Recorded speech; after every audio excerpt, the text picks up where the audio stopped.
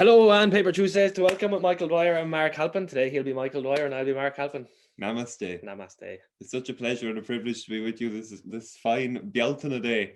May is my new. Yeah, yesterday was, but I'm living Bealtaine. May is my new glorious bud. Because we have this thing about spring and the buds on the trees, but May is like the buds are turning into leaves and there's progress and there's action in the world. And let's see it and embrace it. Yeah. Lights, camera, action. Let's go. Yeah. I haven't seen nighttime in 3 weeks.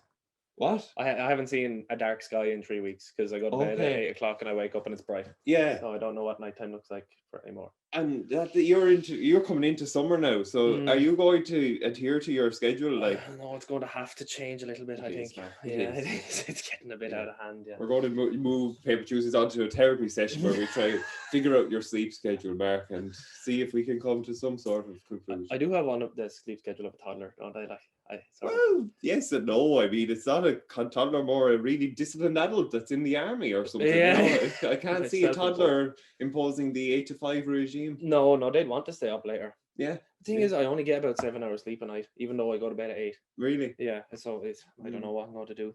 It's okay. I'm just gonna have to wake up later in the day, I think. Just talk to me about it. Actually, speaking of which, I said to you, so the way I follow some hippy dippy pages, and one of them said that Bealtaine, a tradition is to put the dew on your forehead of the.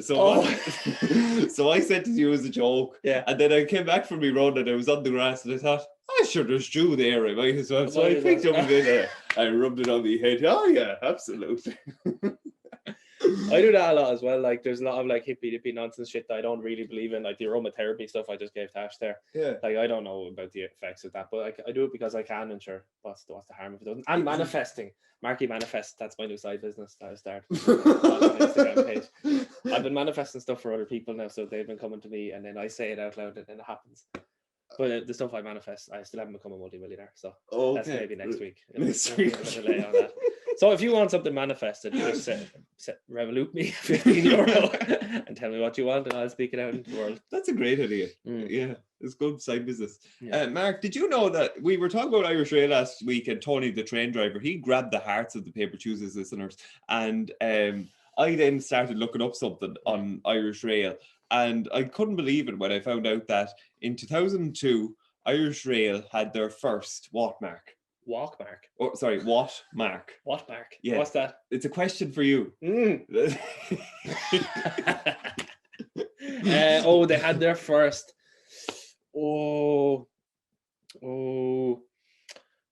Yoga session. Female train driver. Oh wow. 2002. 2002. That's a while ago, all right. I suppose, but like you think like that all this progress happened in the 90s when like we decriminalized homosexuality, we moved on with things, but no, 2002 was when we first said, you know what, she can drive that train. Well, now, was that a case that women weren't allowed to be train drivers, or they didn't want to be train drivers? Didn't want to be. Yeah, because I don't want to be a train driver. Right, okay. So yeah, that's interesting actually. Swings and roundabouts. Yeah. Ooh, interesting. Hardest man in Gorey, Mark. You did a poll on this. What? Yeah, I did a poll. I didn't share it on Instagram because I didn't know if I'd be held liable for anything. So I said I'd read it out here instead. Very good. Okay. It's interesting, the polls on Instagram, to see the kind of feedback and what's out there in the world. Yeah, I think what's more interesting. Oh, no, yeah, absolutely, Mark. But I think what's more interesting is the fact that you come up with these polls in the first place. It's John Paul II or Jake Paul. It's rashers on the pancakes. That was a good one. Yeah, that was actually like 51. It was 50. Yeah, you're right. Yeah, you're right. You were in favor. Yeah, but I don't. Why? I don't. I haven't had it, but I think that if I wanted it, I'd do it. See, that's the kind of attitude you have, though. It's a positive one. I haven't had it, but I think I'd like it. Whereas I think about it, I think it's fucking revolting. And then I probably would like it if I ate it. So, right. Yeah. Swings and roundabouts. Yeah. So the hardest man in Gorey here are the contestants. Okay. If I left anyone out and you're listening, please let me know. Just fix that now. My forehead looks massive. So we have number one. No, this is actually in no particular order. Yeah, so we have Colm Tyrrell. Mm-hmm. We have the Viper. I don't know who that is. Is that the Viper from Hardy Books? This next one is kind of funny, and it's kind of you'll have to think about it to get it. Right. Greg Jacob. Okay. The hardest man. Yeah. And by the way, Mark, do you might be asking who submitted that one, Mark? I don't know. Next, after Greg Jacob was Ger Lacey. Right. Okay. After right. Ger Lacey was John Woodburn. Okay. Right. Okay. After John Woodburn was Mert. Mert. That's Yeah. good. After Mert was the Wicked Chicken. After the Wicked Chicken was Dylan Kenny. Oh, right. Okay. After Dylan Kenny was Wiz Doyle. Don't know Wiz. I don't know who the Wiz is now. No. After the Wiz was Mick Wall. Okay. Good contender. Good contender there. Yeah. After Mick Wall was Fab O'Brien. Okay. We can't put anything on Instagram without Fab O'Brien coming back. After Fab was Tom Stafford. Right. After Tom was Gavin Stamp. Okay. After Gavin was Niall Fitzgerald. Okay, yeah. I'd back pretty up hard. Niall Fitzgerald. Yeah. After Niall Fitzgerald was Trevor Lally. I don't know Trevor. Do you know Trevor? I know of him, yeah. Right. Fond of his flagons, I think. Right. After Trevor Lally was Foxy Kavanagh. Very hard, man. Yeah. He's gone fishing with my father today, Is he? actually. Shout out to Foxy. Shout out to Foxy. On a paper Tuesday hat, he's going to knock Is he? Derby. Yeah. Shout out Foxy, shout out Pod, shout out Gore Interior Doors. Shout out Jim French next. Shout out Tony Malloy's car. Shout out Tony Malloy's new car. Shout out Ronaldo from Juventus. Shout out. Patrick Dwyer was next, not your father. I think No, that's a different distant cousin of mine, Patrick, and he is pretty hard, yeah. And after that was probably the hardest of them all, Matty B. Oh, wow. We ended on a big one there. Yeah, I had the whole idea of, maybe I pick the top 10, but I don't know. This is just some contenders. So out of this list, I'll go my top 3 anyway. So number 3, I would go with Niall Fitzgerald on the basis that he probably is one of the harder men here. Yeah. After that, number 2, I'll go with Matty Behan. Right, okay. I'm sure Matty still gets hard from time to time. After Matty, number 1 is Mick the Brick Wall. Oh, well done. For me. Well done. I've gone for novelty trio, really. Actually, Mick Wall has been mine. He's number 2. 3 was Foxy Kavanagh. There's something about Foxy to put the fear of God into you. And number 1, just for the novelty of it, Colin Tyrrell. And Colin, your prize is you get an interview with us. So send us. So please come collect your prize. Oh, lads. Movie roles that would suit each of us, Mark. Okay, so I just have yours for this week. All right. So I went through the 100 top films of all time, and I tried to see which ones you could play the role in that suit you. So I don't mean Flood 2, but I'll do them at a different stage. So you could be the lead role in Titanic.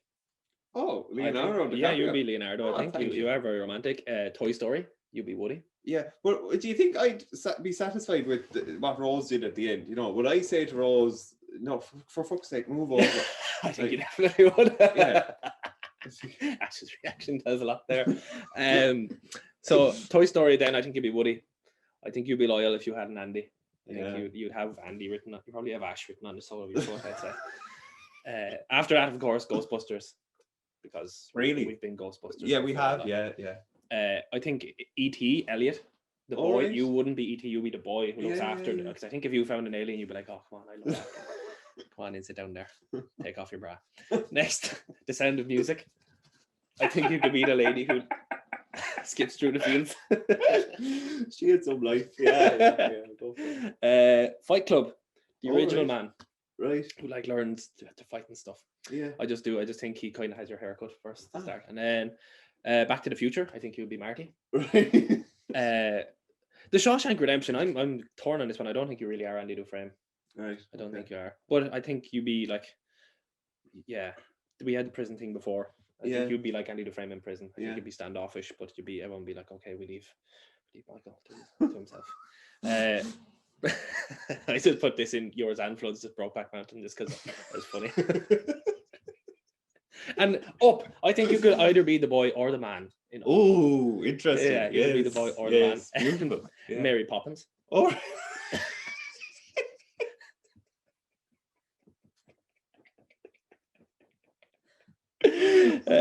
Casablanca.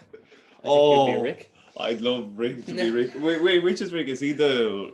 We've always have Paris. I think that is Rick, yeah. We'll always have Rick, Paris. We'll always have an Oscar. And The Notebook.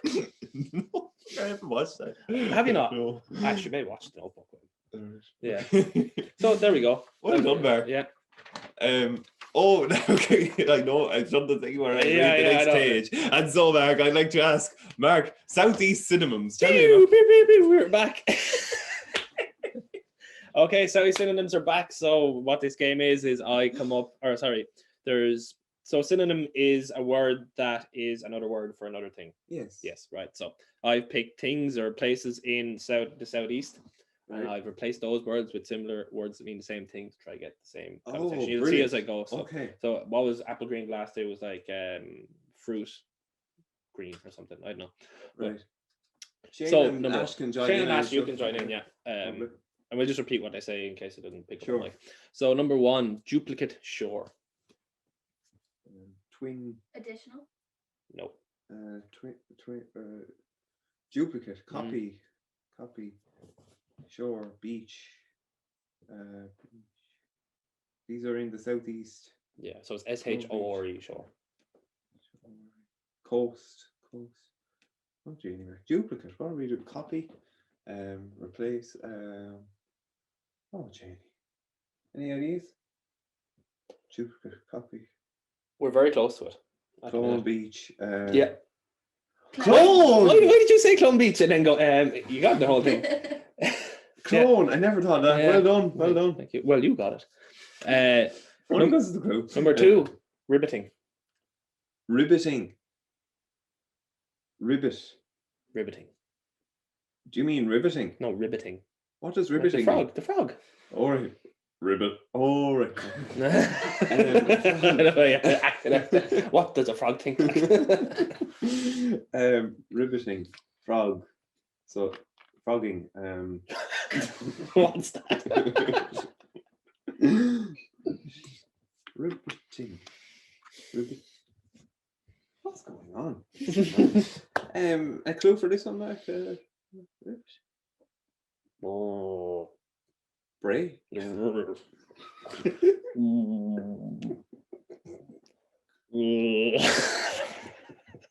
So attractive. I'm glad you told the people last week that you're attracted to women. So no. Robbie cut that out.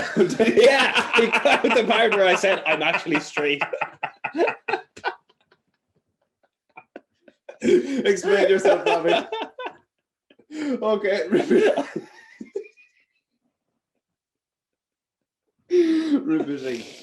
Riveting, Wexford. Another word for riveting. Noising. Revolting. It's getting sick. It's a place in Wexford. What is another word for riveting? New Ross. What does a frog do? It rivets. He has. What would you say about someone who has died? Croaking. Shane and Michael won each. Well done. So number 3, transfer buffet. Transfer buffet. Shane, 2-1. Number 4, the ravenous tolerate. Hungry bear. Yes. Aha. 2-2 Shane. Ash, come on. Number 5, underground rail network. Tube. Subway. Right. 3-2-0. Number 6, agreements. Deals. You know I love a 150 bag. Number 7, triple element robustness. Strong. Trees. Trio. To tree. Triple element robustness. Tree. Strength.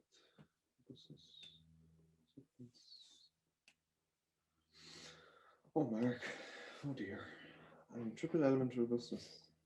I know there are people shouting at the screen now. Tri-factor fitness. Ah! Yes! Ash. 3-2-1. Number 8, gory wardens. The traffic people. Not the gory guardian. The traffic Oh, that was people. close. No, not the Everyone traffic knows warden. Yeah, Gory it's guardie. them. No, All right. warden. What's Oh, another- warden, What's a apologies. warden? Warden is a guard or an officer. A Mark. park. Gory traffic guard, warden. Park. Ooh. Ranger. Ranger. Gory Rangers! Oh! We'll give it to us. We'll give it a 3-2-2. Number 9, throw blazes. Fire. Yes! Throw blazes. Throw. Catch. Throw fire. It's one of the restaurants. Fire something.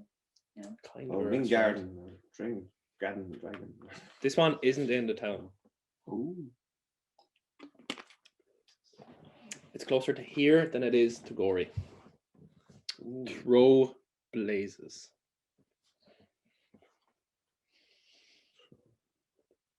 Throw catch. If I was to do this to my hair. Toss burns. Toss burns. Oh, well done, well done. 3-3-2. 3-3-2. Blazes. Because there was a fire there. And the last one. No, burn. Oh, burn, all right, okay. Number 10. The chili cereal cow juice stance. The chili cereal cow juice stance. Cow juice, milk, the cow house, Cafe. milk, the milk, The chili cereal cow juice stance. breakfast, cold breakfast. Imagine a restaurant called the cold breakfast. The chili, the hot, the bistro, cafe, the maple. Oh, So chili wouldn't mean hot, so it's a synonym. Chili. So it's the same thing as chili. The chili cereal cow juice stance. stand. Come on, Michael. You have it. The chili cereal breakfast. Kilgraney. Something. The Go Green milk stand. The good granny milk stand. I had to get it in. You love it. I love it. I love What it. is it about it? Is it just because like it's the only thing in Kilgraney that there's a monument to? So I never noticed it before, and then Oh, one right. day I was after drinking in Joe Gardner's, and I was waiting for a lift outside the gate, and I seen that across the road, and I was like, "What is that?" And it's been there the whole time. Cool Granny milk stand. And I was like, I just took a photo of it, and I was like, "Live Life 365" or whatever on it, because I just thought it was funny. And now every time I go past, I have to post a photo of it. Anne is in the waiting room, so let's find out what Anne has to tell us. Welcome, Anne. Hello, Anne. Anne. Hello, folks. How's it going? Mark and Michael, the M&Ms. Yes. Yes, we are the M&Ms. I was looking up and I saw that you did Anything Goes on RTE, and I thought, well, Paper Tuesdays, that's a show where anything goes too, all right.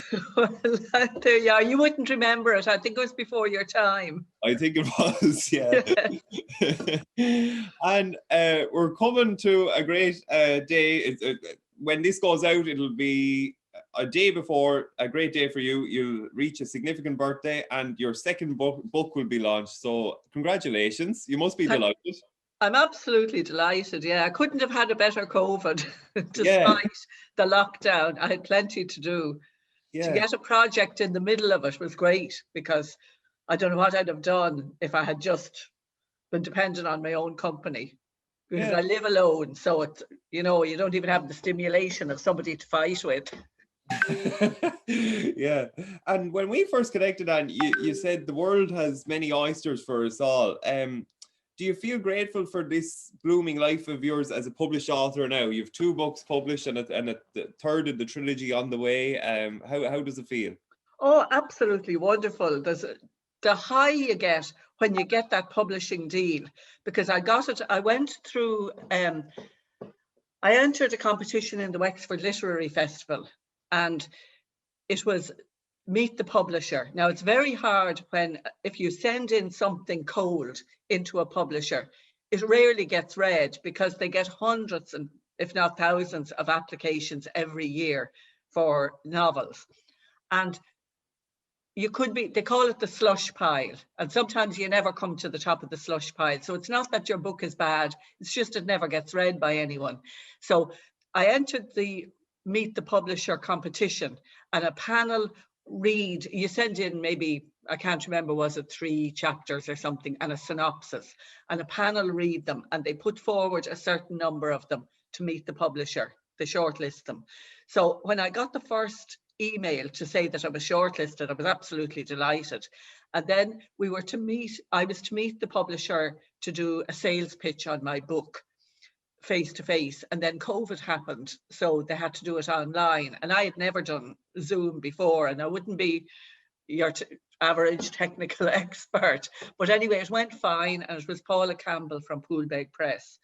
So we did the Zoom interview, and halfway through, when I was talking through my synopsis, I said, do you want me to continue? Oh, yes, she said, I want you to continue. I'm dying to know what happened next. So that gave me great confidence to continue, the interview. Yeah. And then I think it was within about 48 hours, I got word back from her to say, we want to sign you up for a 3-book deal. So I couldn't believe it was happening, because I've been writing for years, and you're plugging away, and you just get nowhere for a long time. So any aspiring writers out there, I would say, keep entering the competitions, because it's one way it's kind of a side door to get in, to get your stuff read. Yeah. You described previously a very interesting process where when you were around 50, you wanted to, you had the discipline for writing a book, and in the end you just tossed it away because there was something missing. Looking back on that, you must be so grateful that you've continued to plug away at it. Yes, well, I remember seeing an article in, I think it was in one of the newspapers, and it was write a novel in a year. And I said, oh, I can do this. So I went through the motions of doing exactly what the course said. This writer was doing a column a week, and you got your instructions for the next week. So I worked through this. But what I didn't realize was, while I was obeying all the rules, there was no spark in it, because I didn't have the basic idea. I didn't have the drive for this novel. I had the steps, and I went so far in it, and I looked at it and I said, oh my God, that's so boring. I wouldn't want to read it. So why would anyone else? So I abandoned that. And it was years after that, I wrote some short stories. And then years after that, I was doing my own family tree, doing the research for it. And I came across ancestors that had gone to America in the late 1800s. And we'd lost all contact with the descendants of those over the years. So I eventually did research, and I resurrected a few of them. And that opened a whole new door for me. It was hearing their stories. There was one over in America who was particularly interested, and she started telling me stories about people, what had happened to them. And I realized there's no such thing as an ordinary life. Everybody has twists and turns in it. And, sometimes that'll direct you in a way that you never envisaged. So when I had done up the book on the family tree and I had the photographs and the different stories, I went to America. And I met up with some of these descendants, and I gave them all a copy of the book. Now, it was only a book that I had printed in the local printers, and they bound it for me. It wasn't a professional job. It was, a ring binder type of thing. So I gave them all a copy of it. But at that stage, I had got the idea, there's some sort of a fictional family tree that would make a good novel here. And that was the first time I felt fired up with an idea for a novel. So while I was in America, I did some research into locations, so I'd get the feel for the place. So for the first book, San Francisco was one of the places, because some of the scenes were set during the 1906 San Francisco earthquake, which devastated the city completely. So I did a lot of research on that, and I wandered around the city getting a feel for it. Boston was the other place I located it. So again, I did a lot of walking in Boston and got the feel for it. And I feel that I wouldn't be able to, unless a place was totally fictional, I would find it very difficult to write about a place unless I'd actually visited it. I don't have a difficulty writing about places in Wexford because I know them intimately. But this might be a good time, Anne, to you picked you kindly picked two samples from the book, and one of them was with Joanna arriving in Boston. Yeah. Maybe if you want to share us with that reading. I've read the book thanks to Mary Doyle, your good friend and former teacher of mine. And yeah, I was really taken by Joanna because as a lead character, you really get to intimately understand her life and her growth and development. So that's why I really wanted to see if we could capture Joanna's essence for this podcast. So maybe if you have it there. Right, I have it here. Yeah, that's the cover of the book, Lives Apart. Now, this is Johanna comes from a farming family in County Clare, and her older brother Hugh goes off to America in the late 1800s, and he's something of an entrepreneur, and he opens a grocery store which mushrooms into more stores later on in life. But she decides that all the young people were leaving rural Clare and she was going to be left, you know, and all her pals were gone to England or America or wherever. And she decided at 17 she'd have a bit of an adventure and she'd go to America and see what that held for her. So on the voyage over, she began to get very nervous because she was only 17.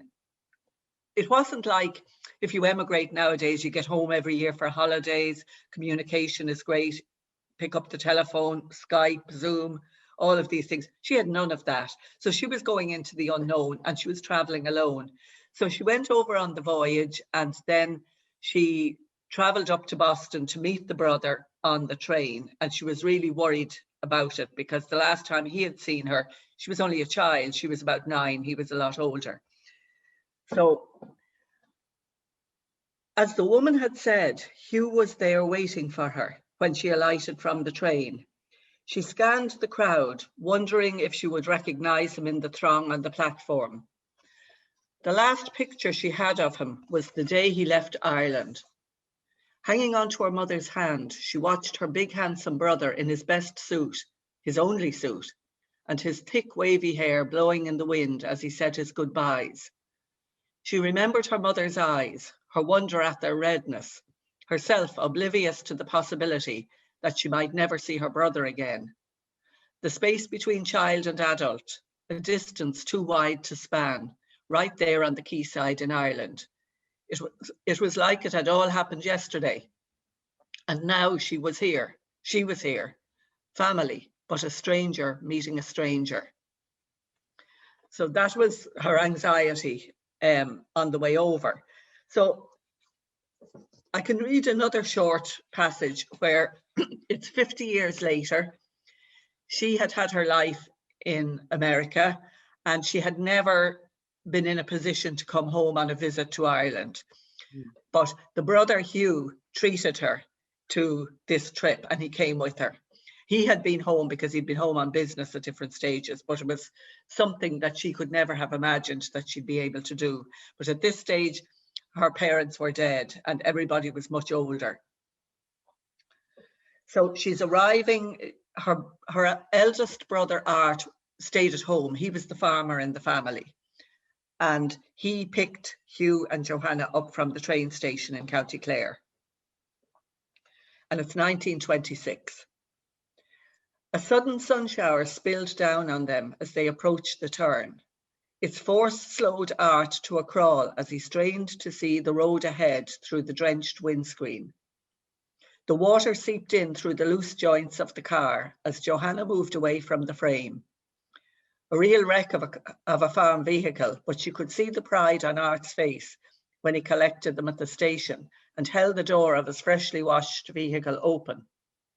Probably not up to the standard you're used to, but you've no idea how it's changed my life, Art beamed at them. The cloudburst stopped as suddenly as it had started, having washed the dust off the hedgerows. At the top of the lane, Johanna asked him to stop and let her out to walk. Her heart thumped as she watched the two men bump along the rutted laneway towards home. Home. She was home at last. She stood and listened to the sounds all around her and breathed in the damp smells of the earth as she waited for the car to disappear. She could hear the glugging as the earth drank in the recent shower and watched it spill its excess into the trickle of the roadside ditch. The rich waft of wild clover, a sweetness forgotten, came on the air, almost making her sneeze. When the curve of the driveway had swallowed the two men, she relaxed and looked around. She didn't want Hugh in her ear, or Art bubbling with excitement in the driving seat. These first few moments were precious. She had waited so long. She now wanted to have them alone, in peace and at her pace, not to come upon it suddenly in a rush, but to stroll through the past and into the present, savouring each moment. She wanted, after the wait of a lifetime, to round the corner and see it in the distance, to spot the changes one at a time as she walked up the driveway. She had no intention of throwing away the weight of nearly 50 years in one short minute.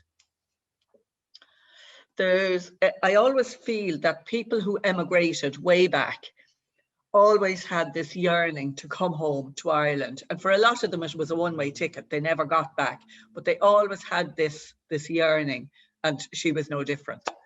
And you display a remarkable understanding of people, and like these are fictional characters. But when I read the book, I had to stop myself from saying in conversation to people, "Oh, did you hear the story about so and so?" Only to remember then that it was the fictional book that you had written. You know, so that's how vivid these descriptions come alive.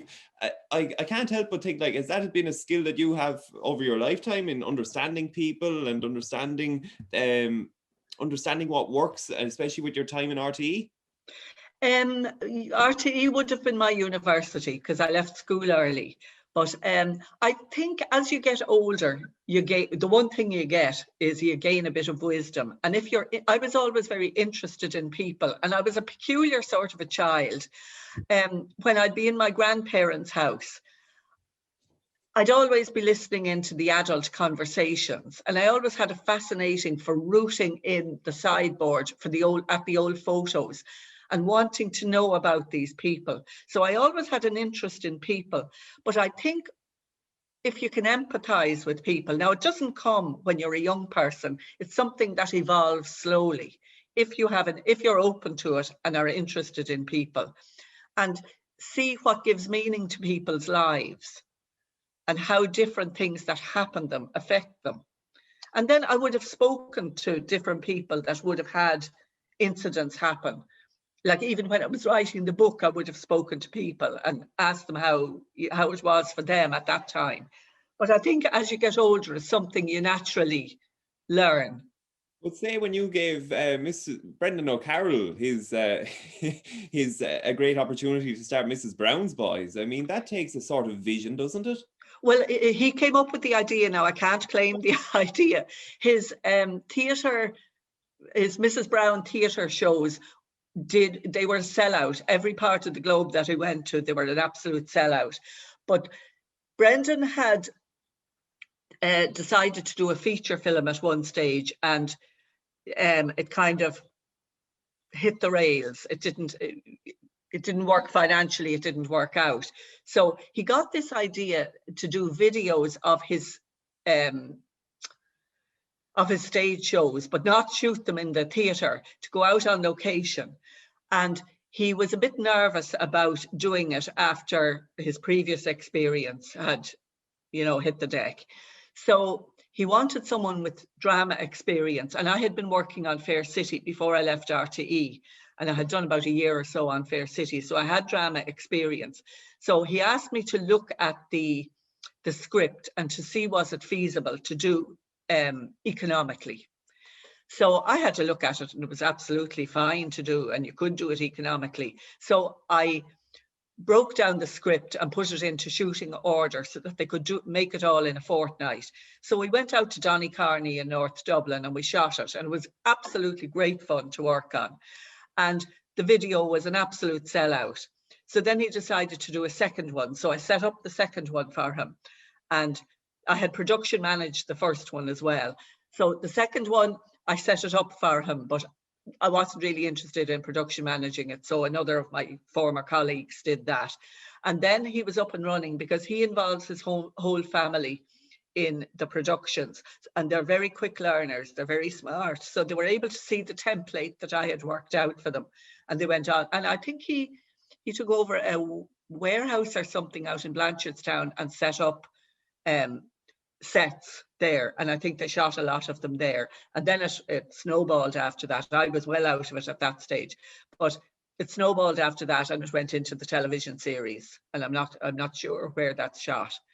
Yeah, and say when you're working with someone like Brendan O'Carroll, what strikes him about? Like, I think he's part of Mensah. He must be extremely intelligent, is he? Oh, very, very smart. And his family are all very smart as well. They're very quick on the uptake. You know, if you tell them a thing once, they have it.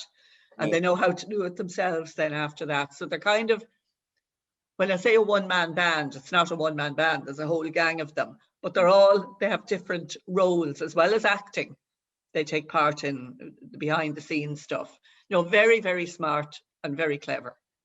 You describe RTE as your university there a moment ago, like to go from sales and then to production management and then going with the programs of Would You Believe and traveling the globe. It really, I suppose, was a university, more than a university education. But what main attributes do you take from your time in RTE?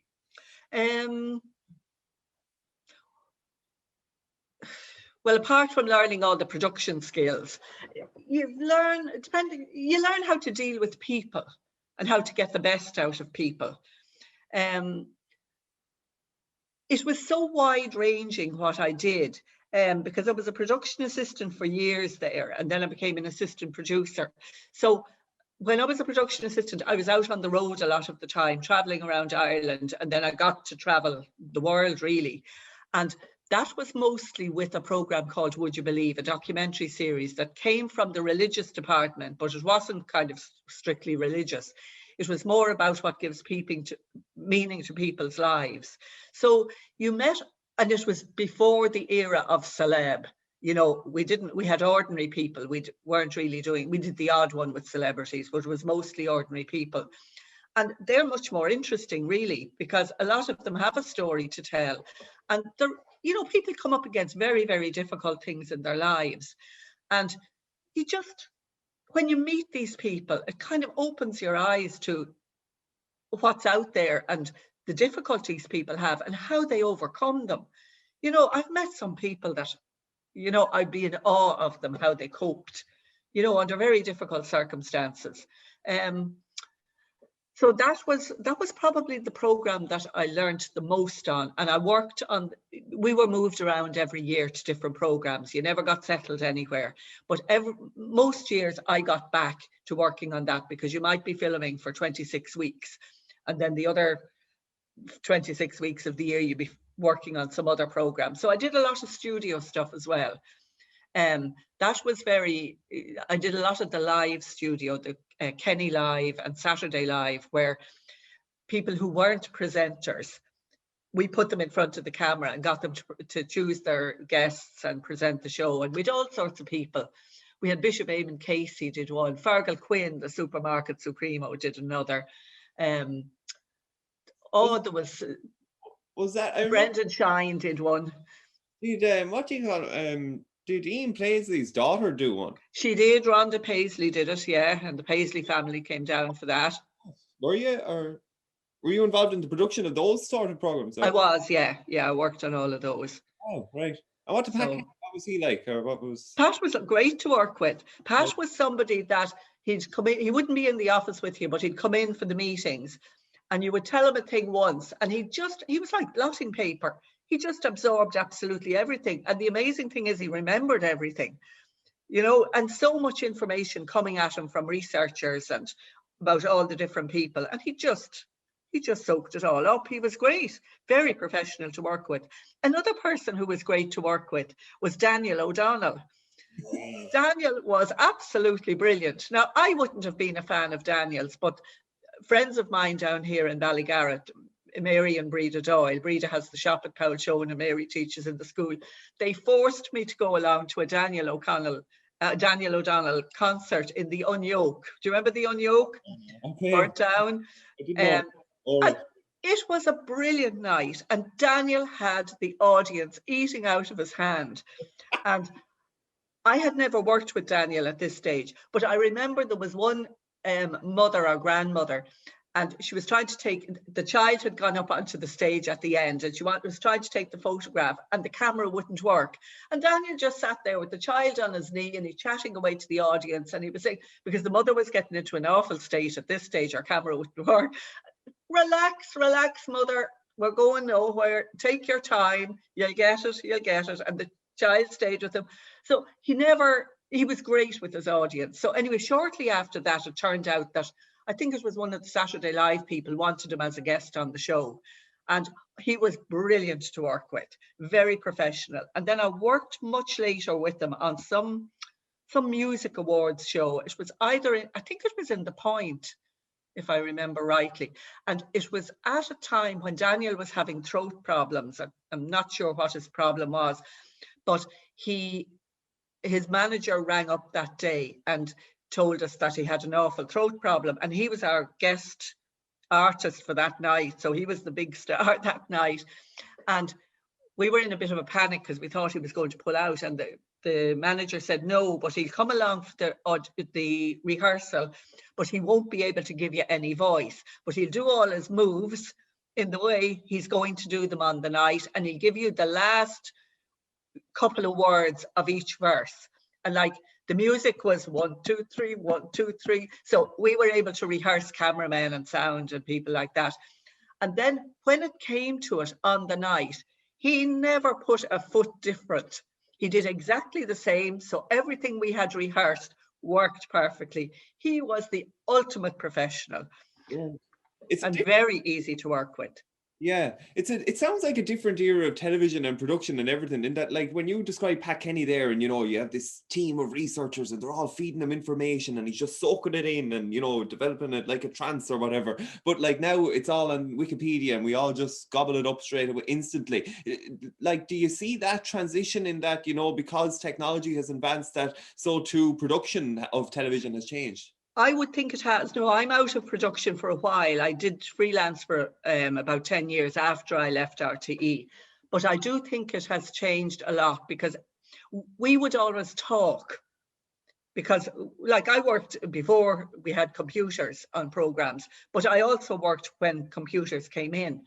But we would have sat around the office talking through ideas. We'd have gone over for our coffee break and we'd be meeting other people. And you might say, oh, we're having so-and-so on the show. And they'd say, oh, did you know about such and such? And they would exchange information, and you'd come back to the office with more information. And it was, people talked more. Whereas now, I believe, I haven't been in there recently, but I believe in production offices, everybody's glued to their screen and nobody is really talking. And I think that you lose a lot on that. Now, I made the decision to take early retirement at a time when reality television was coming to the fore. And I just thought, I really don't want to be involved in Love Islands and all of this sort of stuff. I couldn't be bothered wasting my time because I wouldn't watch them. So I thought, now is the time. I've had a great career. I've worked on the most interesting programs, and they're not going to get more interesting, apart from, there are interesting programs, of course there are, but the chances of getting to work on those, you'd have much more chance of working on the reality stuff, which I didn't really want. And it was hard work, you know, very, very long hours. But I have to say, I was never bored a day in my life. I was worked to death, but never bored for a minute. And to any young people out there, I would say, keep looking for the job that stimulates you. If you get a job, I know you have to pay the bills. If you have a job and you find after a few years, oh no, this isn't really for me, search for something new and move on until you get that job that really fires you up, because they are out there, those jobs. But sometimes you just have to go through other things, and you learn as much as you can on each job, no matter how boring it is, or no matter if it's something that you think isn't for you. Try and absorb everything you can possibly learn, because it all comes together in the end. You're a breath of fresh air, Anne. I love that. But you're a talker, but also you mentioned earlier that, you know, or no, not earlier, but in another interview, that you admire the discipline of writing daily, that you would encourage that. Is that for writers or for anyone? Like, have you found that has helped you in your life? Well, no, really for writers. Right. Like when I was working in television, I would have maybe had to write links or things like that to music items or to guests. But to actually, if you want to start a writing career, you really need to write every day. And sometimes the hardest part is the opening the computer and the sitting down in front of it and the blank page. But once you do that and you type the first word, it usually takes off. And it doesn't matter what you write, just to get into the flow of it. I would find, like, I'm working on my third book at the moment, and I have to do a few rewrites on it. And I think, oh gosh, will I do it, or will I go out and do a bit of gardening? Now, it'd be much easier to go out and do the bit of gardening. And I say, no, open the computer, get started on it. And once I get started, suddenly it's 2:30 and I've forgotten to have my lunch. You know, so I would say, sit down, open the computer, get started. You beat resistance and then you discover a flow. That's amazing. Exactly, yeah, it does come. Now, so I know for some people it doesn't come that easily, but if you don't sit down, it certainly won't come. Yeah. I have to, when 15 years ago, and you were in in primary school, and you came into our class and told us about your trip to Sri Lanka. I remember being taken by the, this is the first real life account of what it was like over there and in the devastation of the tsunami. Looking back on it, do you think of those human beings that overcome great suffering to rebuild their lives? I often think about them, and there are a few that have stuck in my mind that I have never forgotten. Like, there was one particular woman, we were driving along in the car one day.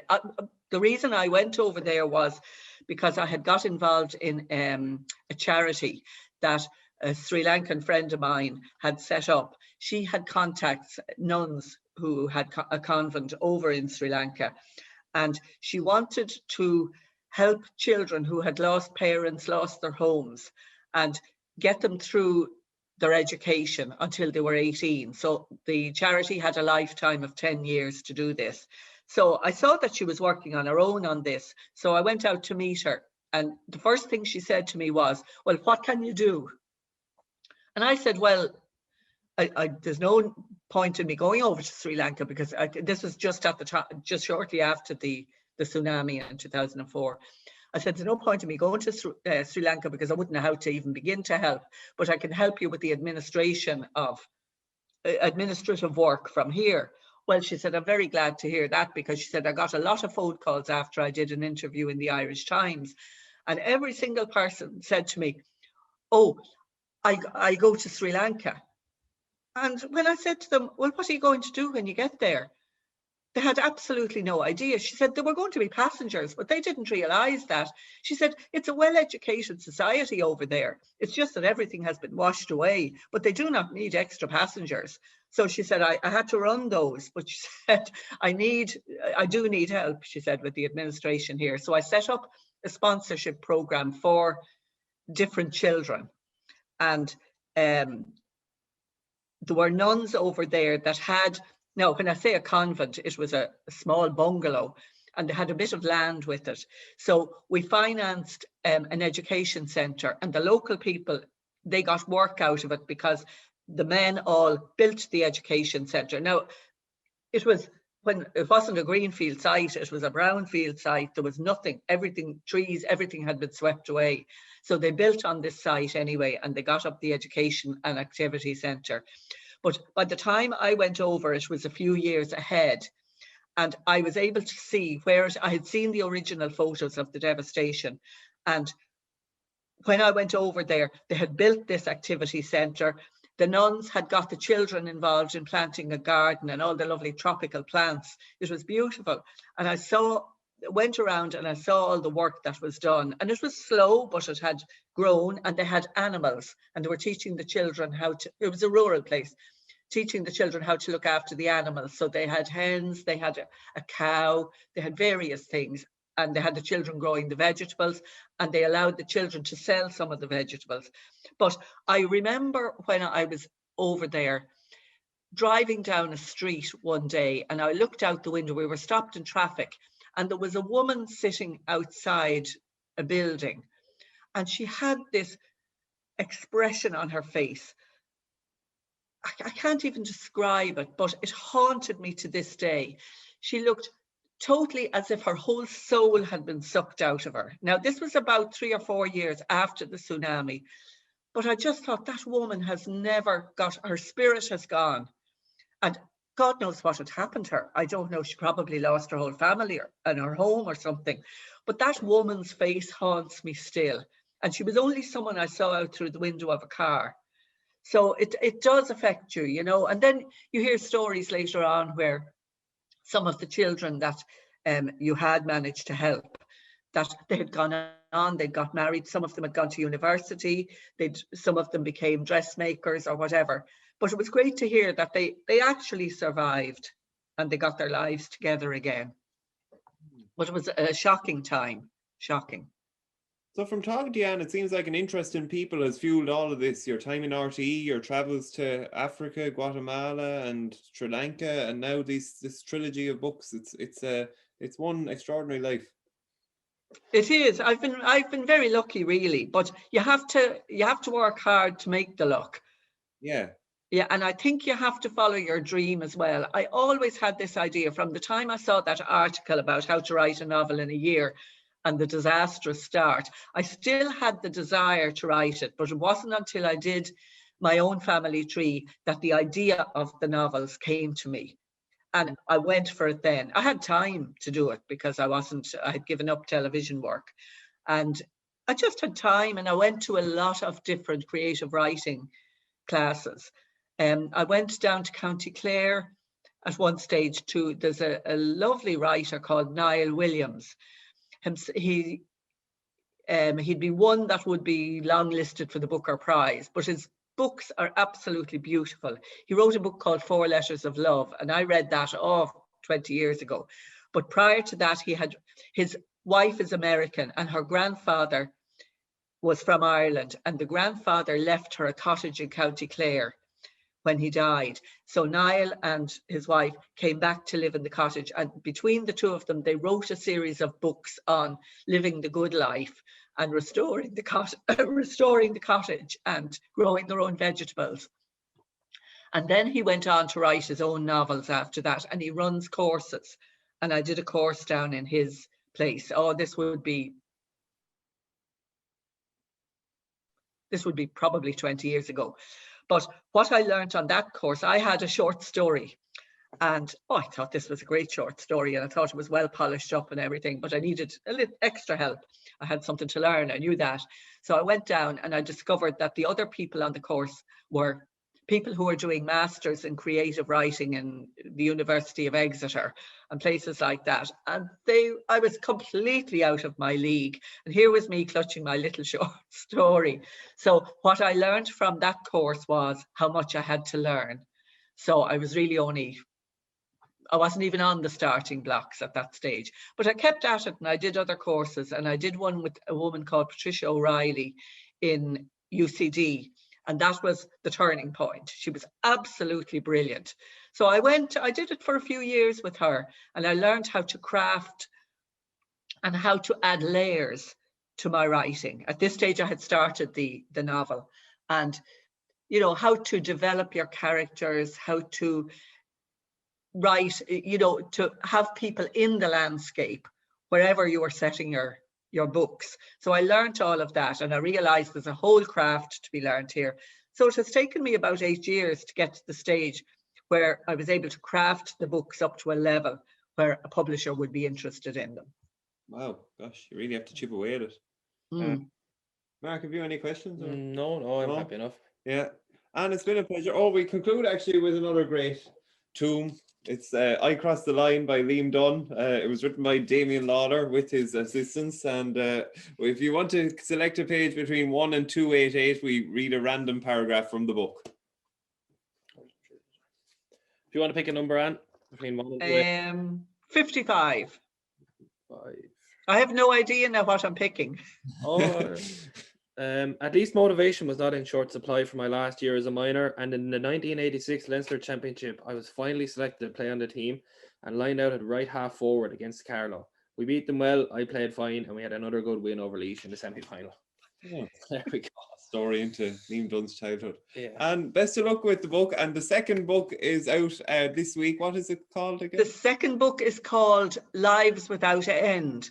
And again, it's based on a character from this same family tree. It would be a niece of Johanna's, and it's basically her story. So that is set in Clare and Boston, and a lot of it is set in County Wexford, around the River Chapel, Ballygarrett River Chapel area. Oh, no way. All right. Yeah. Oh, love it there. Or did you have family connections before? Because you lived near UCD for a good while, yeah? Yes, I was brought up in Dublin, but my mother is from Gorey. She was from Charlotte Row, and they left in the late 1920s and came to Dublin to live. So I was born in Dublin. Well, I wasn't born in the 1920s, I'm old enough, but you know, she was in her late teens at that stage, and they came up to Dublin to live. But my summer holidays were always down around the Cortown Ballymoney area, because we didn't have a car, so we couldn't be going over to the Wild Atlantic Way. We had to stick where there was a train would deliver us, and it would deliver us to the trains. My grandparents used to come. My grandfather, I always felt sorry for him, because on the train, as soon as we leave Arklow, he'd stand up and he'd be looking out the window, and every year it was the same. He'd say, Pearl, I can see the creamery at Inch. And his heart never left Gorey. He should never have gone to Dublin at all. And it was as if the creamery at Inch was going to be moved, but it wasn't. I can say, and the excitement. And we rarely saw him for the whole week of the holiday, because he would meet up with his friends at Gorey and go off and do whatever. I don't know what they did. I was a very young child. And we'd go off to our farmhouse holiday in Ballymoney. But I always had a feeling for Wexford, and I always liked it. So when I was in my 20s, I decided I wanted to buy some sort of a cottage and live off the hedgerows. So I bought the place in Ballygarrett, and I've been coming and going for over 40 years now. So I took the odd year off from work and came down here to live permanently. But I'm more or less living permanently here, but I've retained a place in Dublin, so I can have my social life when I get it back. I can be up and down and meet my pals up there. So, there's just one thing I want to say that a lot of readers mightn't realise, but reviews are very important to a writer. I never knew this until I had my first book published, but reviews on Amazon and Goodreads, if you enjoyed the book, put up a review and give it the star rating, whatever star rating you feel that it deserves. That's really important for a writer. And I've only discovered this. So every time I read, particularly Irish writers, if I have something good to say about a book, I'll always do a review now. That's good. But as an avid reader all my life, I never realised the importance of it. Yeah, and the book actually, the first book, Lives Apart, is very reasonably priced on Amazon. I think it's only a tenner, so it's well worth it. Yeah, the other thing is Amazon now with Brexit, that has affected the book trade here in Ireland. But you can buy the books on Book Depository, and they don't charge delivery. All right. There's no postage, so Book Depository is good. Wonderful. That's great. And have a lovely Sunday. Thanks a million for taking the time. Right, thanks very much, boys. Bye-bye. Talk to you again. Bye.